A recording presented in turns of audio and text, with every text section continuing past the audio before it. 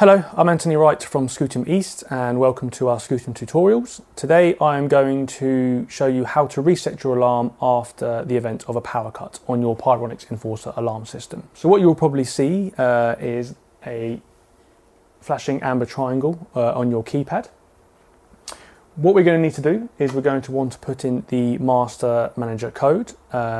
This by default is 42s.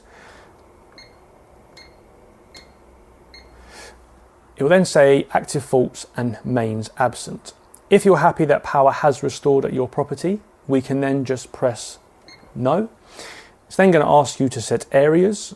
We're going to then press no. You'll see that the amber flashing triangle has now stopped and it has gone back to your home screen.